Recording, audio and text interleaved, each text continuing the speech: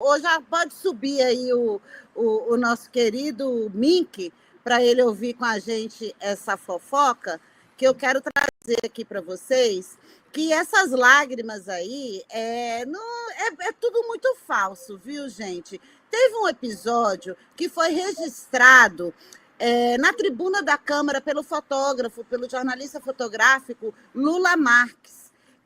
Ele mostrou que, em primeira mão, um flagra, nós mostramos aqui na Fórum, que captou uma troca de mensagens entre Eduardo e o pai, então candidato à presidência da Câmara.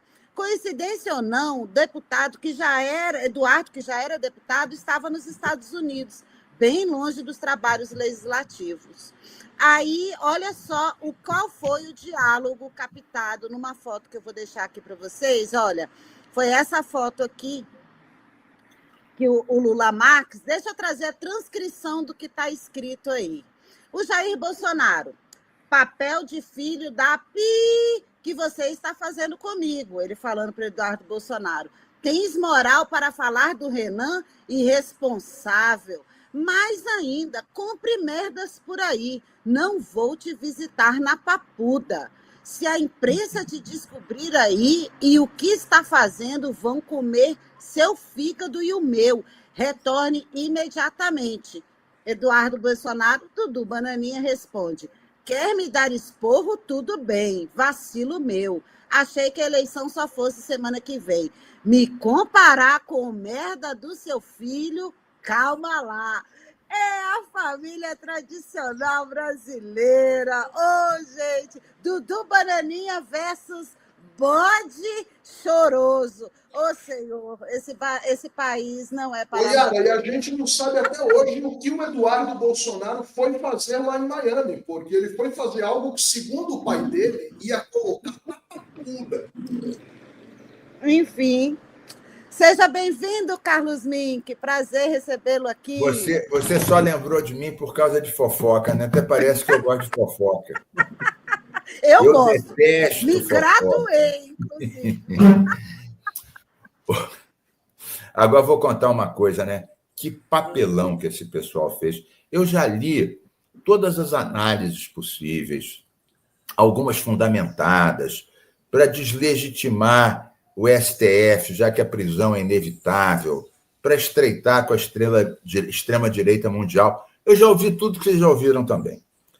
Agora, cá para nós, dito isso, eu acho que eles fizeram uma lambança, que mostraram uma covardia, uma insegurança, resolveram fazer patriotismo debaixo da bandeira do tio Sam, desmoralizaram suas hostes. Para agregar mais, teve aquela manifestação que flopou e no dia seguinte o Supremo disse que arquivou aquele pedido que era para tirar o passaporte dele, ainda ficou sem argumento nenhum.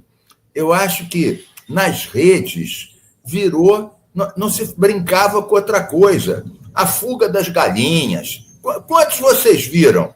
Ô Miguel, quantos memes você viu dessa debandada bolsonarista dessa forma inacreditável? Inúmeros, Mink. A gente mostrou aqui alguns. Esse da fuga das galinhas foi um dos mais famosos, mas foram muitos. Mas, Mink, de fato, há muito tempo que eu não via um cara tão covarde como esse Eduardo Bolsonaro. Há muito tempo. É verdade. É muito impressionante. Nem processo tem contra ele. Ele é um medo em estado puro, é a covardia em estado puro. Ele podia vender, né, xarope de covardia, a saliva dele e vender. Ô Miguel e Yara, eu fico pensando também o seguinte: eles estão respondendo um processo no Supremo, com advogado, com direito a tentar impugnar os juízos do Supremo, tentar impugnar delação premiada, tentar retirar as provas do processo, tentar deslegitimizar a turma que vai jogar. Tudo legítimo. A defesa tem esse direito. Por quê? Porque a gente está num Estado de Direito. Agora, já no tempo do ídolo dele, o coronel Ustra, era um pouquinho diferente. Você estava pendurado no pau de arara, não tinha ministro do Supremo nenhum, tinha um fio de choque pendurado no teu saco, outro fio de choque amarrado na tua orelha para o choque circular no teu corpo todo, né? Choque, porrada, água em cima de você para o choque ainda ser pior ainda, grito para tudo que é lado. Isso é a democracia que eles gostam.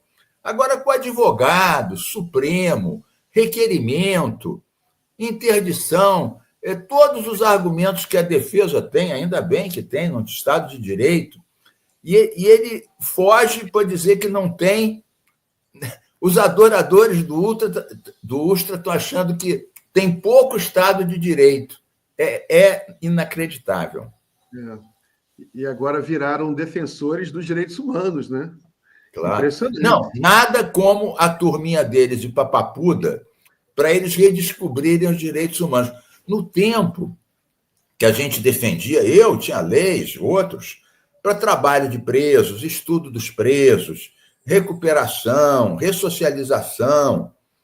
Não, vocês estão defendendo os direitos dos manos. Não era direitos humanos, é direito dos manos quer dizer direito dos bandidos, era o jargão que eles usavam. Agora, quando a turminha está enjaulada lá, agora é direito... e o mais incrível é o seguinte, eles dizem que o julgamento é injusto, mas foi divulgado, vocês seguramente deram isso aqui, foi divulgado um relatório do Supremo que 1.200 pessoas que não cometeram as piores barbaridades, foi proposto a elas acordos de não persecução judicial. Que era pagar uma pequena multa para quem tivesse dinheiro, fazer um pouquinho de trabalho aqui e ali, sem crime, sem trabalho. 600 aceitaram e já estão sem tornozeleira, estão em casa, pagaram uma multinha. Os outros 600 não aceitaram, né? E eles insistem na tese de dizer que quem está sendo condenado e merece anistia é a tia do bingo, né? É o tiozão do churrasco. Espera aí, a tia do bingo e o tiozão do churrasco são esses 1.200, que alguns já aceitaram o acordo de não persecução e os outros não aceitaram porque não quiseram. Então, eu vou contar uma coisa. Que história mal contada, mal explicada, e só mostra o ridículo que essa turma... coerência passa longe. Pois é. Yara, só uma informação que eu não dei aqui, que eu apurei. Esse deputado que escreveu uma cartinha, né, o Eduardo Bolsonaro está lá articulando, ele conseguiu lá, teve um senador estadual que escreveu uma mensagem atacando o Hugo Mota, né, uma coisa ridícula, o cara não sabe de nada, o cara não sabe nem o que está falando, né? E teve um deputado também, um deputado e uma deputada, né, 2 parlamentares que escreveram uma cartinha para o Marco Rubio, para a Casa Branca.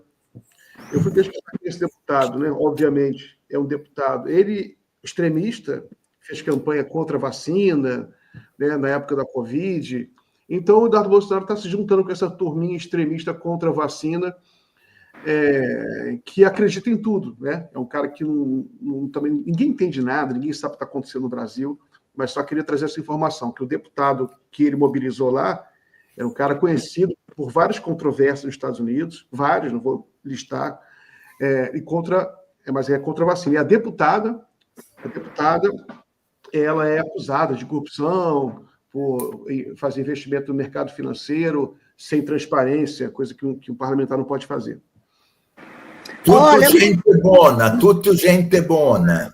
Gente boa. Eu queria trazer, gente, outra gente boa, que é o pastor Silas Malafaia, chorando. Não, gente, olha, é tudo selva, né? Impressionante. Ao descobrir que o presidente do partido de Tarcísio não apoia a anistia. Roda aí para a gente ver mais esse espetáculo grotesco, Gui.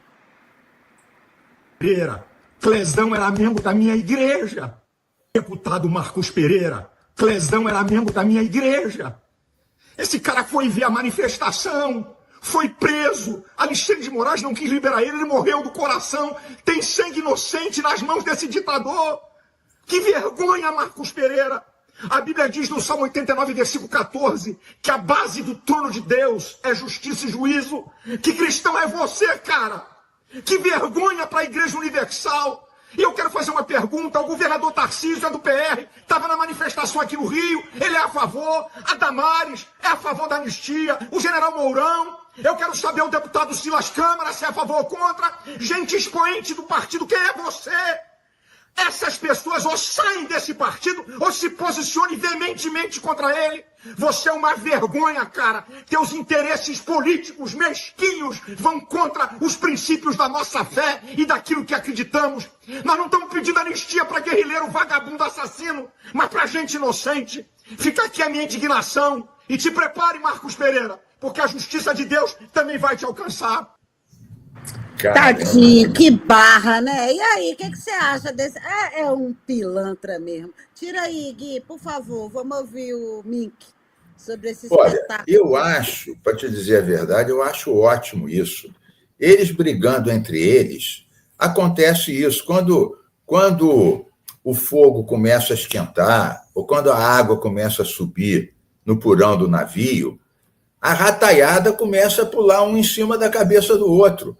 Que não é todo mundo que vai conseguir sair pela escotilha.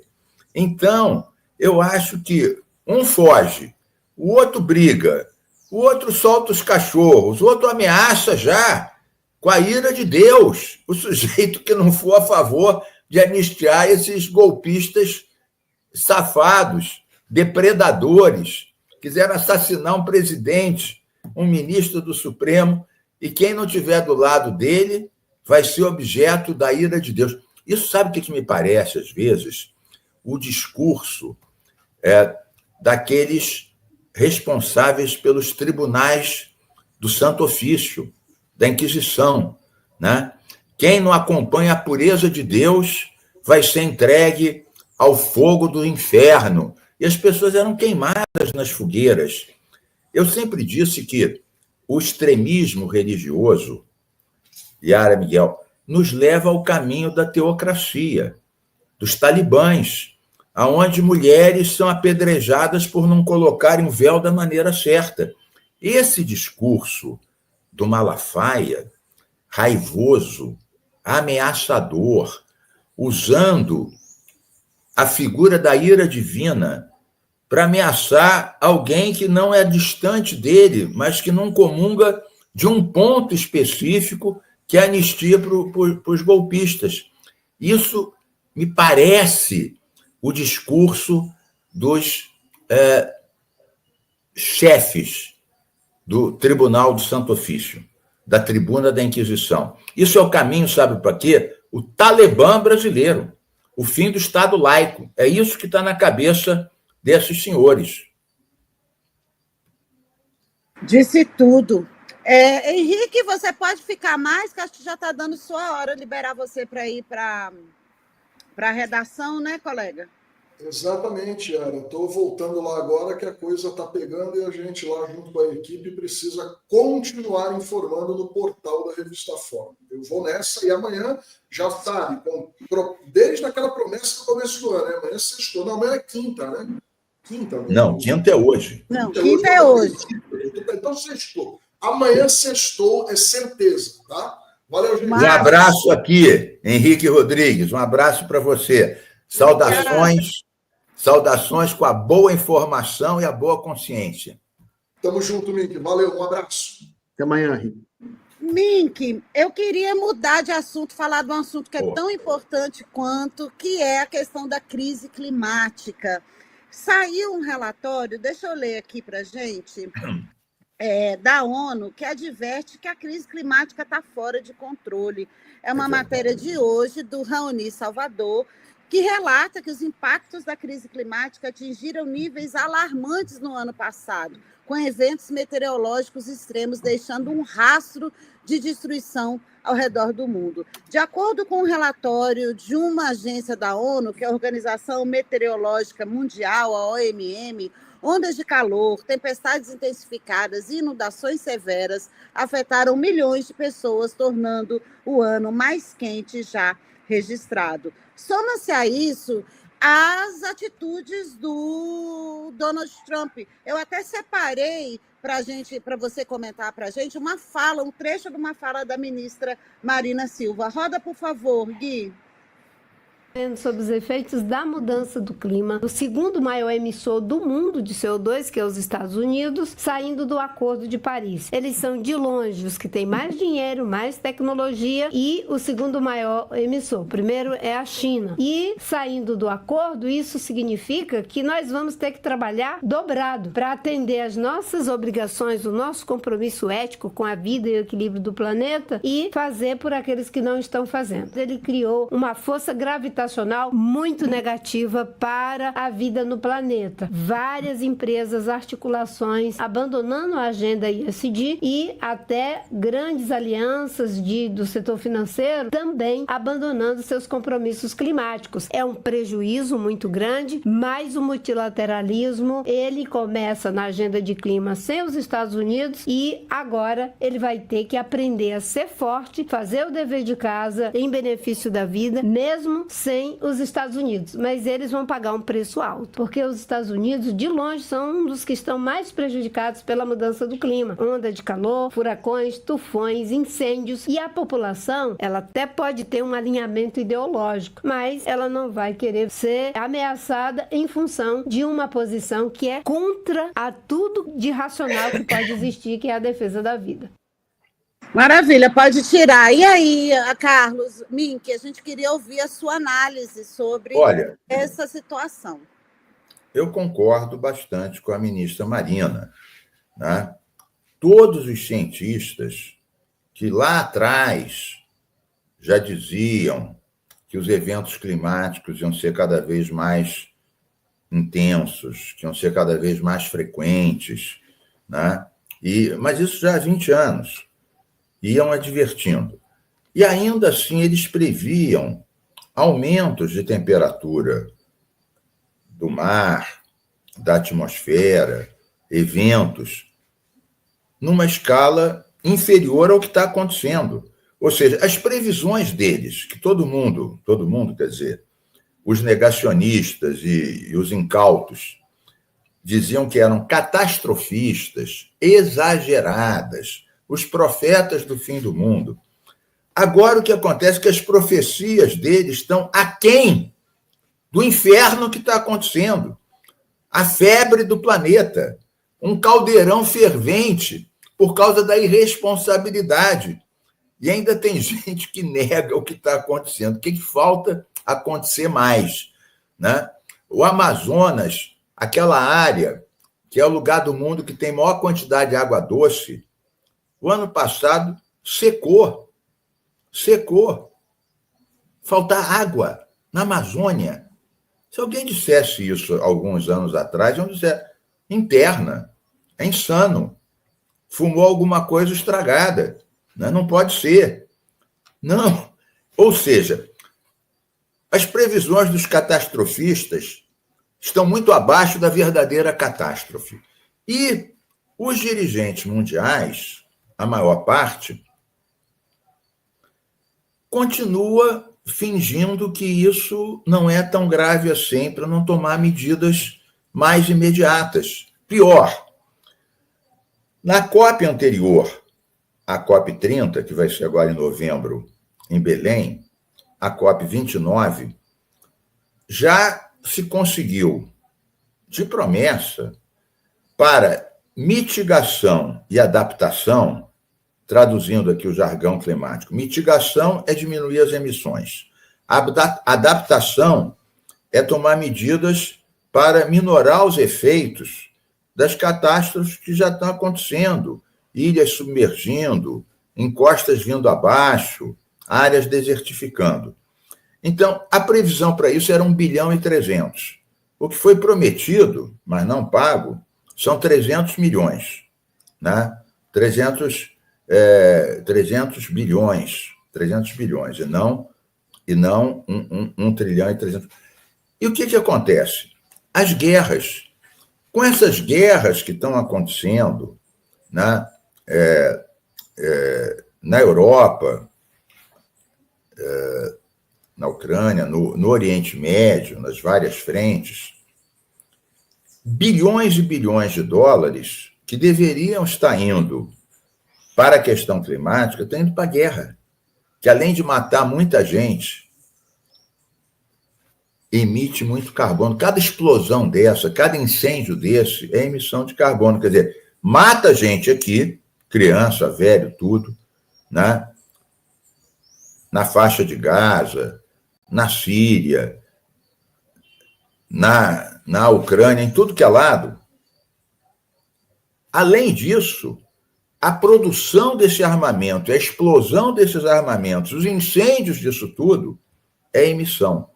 Então, o dinheiro que já não ia para onde devia, ainda está indo mais ainda para armamento, agravando que o negacionista mor, que é o Trump, que acha que mudança climática é uma invenção do marxismo cultural, saiu do Acordo de Paris, como saiu da OMS, da Organização Mundial de Saúde. Então, a coisa realmente é muito grave. Eu tenho conversado com o Capobianco, do Ministério, tenho conversado com a Marina, menos, porque ela está viajando muito, e tenho conversado com a turma da COP, e é uma missão quase impossível. Sabe aquele filme, aquela série Missão Impossível? Ou seja, com os Estados Unidos e sem tanta guerra, faltava dinheiro. Agora, sem os Estados Unidos e com muita guerra, de onde é que vai vir o dinheiro para fazer face a isso, as mudanças tecnológicas e criar mecanismos para remediar as centenas de milhões de vítimas dessas mudanças? Agora, eu não estou parado. Por exemplo, uma das coisas que está ameaçando a COP é essa discussão da margem equatorial, questão do petróleo. A gente já conversou aqui sobre isso. Hoje, tem um artigo que eu publiquei no Globo, hoje mesmo, está aqui, está aí o artigo, Critério para a Margem Equatorial. Eu e o Emílio Laroveri. Esse Emílio, Miguel, Yara, ele é o maior especialista de mudança climática do Brasil. Ele é do IPCC, painel da ONU. Para você ter uma ideia, ele orientou a tese de doutorado da Isabela Teixeira, que foi ministra há muitos anos, e da Suzana Kahn, que foi a minha diretora do clima, quando a gente conseguiu fazer com que o Brasil fosse o primeiro país em desenvolvimento a ter metas de redução das emissões. Então, qual é o critério que a gente defende aqui nesse artigo? O artigo não é para dizer contra ou a favor, é uma outra metodologia para diminuir a tensão, jogar isso para 2026 e descontaminar a COP30, que é o que o embaixador Corrêa do Lago quer. Aliás, ele leu o artigo até antes de ser publicado e concorda com essa linha. O que é isso? Avaliação ambiental estratégica. Resumidamente, o que quer dizer isso? Ao invés de você ficar discutindo poço por poço em cada lugar, você pega uma bacia sedimentar e faz uma análise integrada de aspectos ambientais, sociais, geológicos.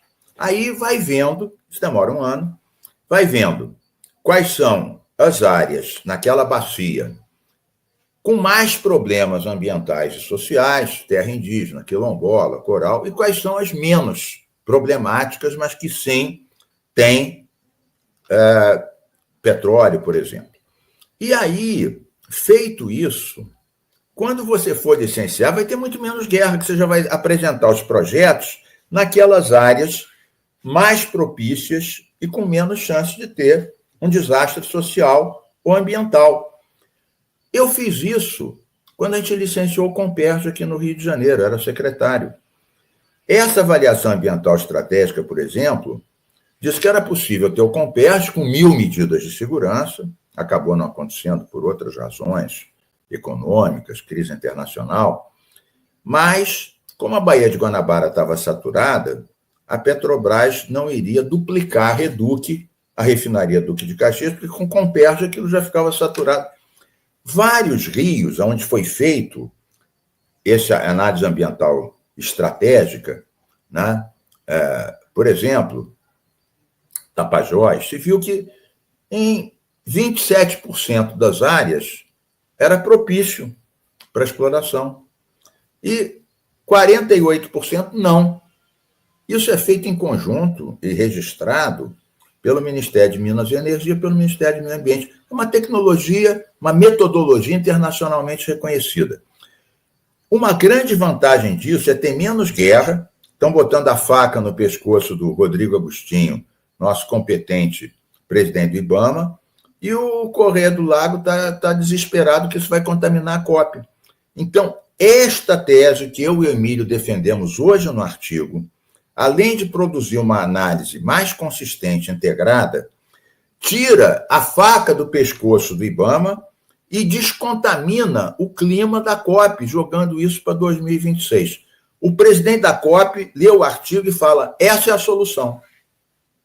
Maravilha, então, para tudo tem solução a partir do diálogo e da ciência, né, Carlos? Eu acho que sim, quase tudo. O difícil é essas coisas do Trump, do Bolsonaro, que negam até o diálogo, a ciência, a crise climática. A minha ideia é que eles já estão pensando que com esses foguetes do Elon Musk, depois que esse planeta for completamente detonado, uns poucos que conseguirem comprar o lugar nesses foguetes vão para outro planeta depois que esse for virar um braseiro. Exatamente. Minka, é sempre ótimo recebê-lo aqui, viu? Obrigada pelas suas reflexões ecológicas. Peraí, eu mandei também, ô Miguel, eu mandei para você também, já que todo mundo fez uma meme, eu também fiz uma meme do Bananinha, a banana voadora e fujona aí. Vê se você recebeu aí. Fez o maior sucesso aqui. Eu publiquei aqui. Vê lá. Recebi sim. Deixa eu mandar aqui para o Guia, para ele colocar aqui na... como é que vai? Esse todo mundo falou. Que é isso? Isso daí parece quando a gente, infelizmente, tinha que se exilar na ditadura, todo mundo sendo torturado, desaparecido, eles falavam Brasil, ame ou deixe-o. Agora, os patriotas estão fugindo para botar a bandeira dos Estados Unidos e o chapéu da América em primeiro lugar. Nunca vi um patriotismo tão forte com a bandeira do país imperialista. Ele é um lambibota. Sui generis. Todo bolsonarista é frouxo, Carlos Mink. Faz parte, eles são valentes nas redes. Mas na vida real, um bando de frouxo, covarde, fujão. Cadê, Gui? Ele subiu já, vai mostrar agora. Vamos lá. Pessoal, não é fake news. Alô, pessoal, não é fake news. O Eduardo Bananinha pediu asilo nos Estados Unidos e desistiu do mandato de deputado federal. Ele, lembram? Disse que bastava um cabo e um sargento para fechar o Supremo Tribunal Federal. Depois do fracasso daquela manifestação golpista em Copacabana que flopou, ele vazou para se abrigar debaixo das bochechas do presidente despótico dos Estados Unidos, Trump. Será que ele está preparando caminho para o bolsovírus? Atenção, pessoal, olho nele. Muito bom, Mink. Tchau, pessoal. Um abraço, bom final de semana, Mink. Um abraço para vocês.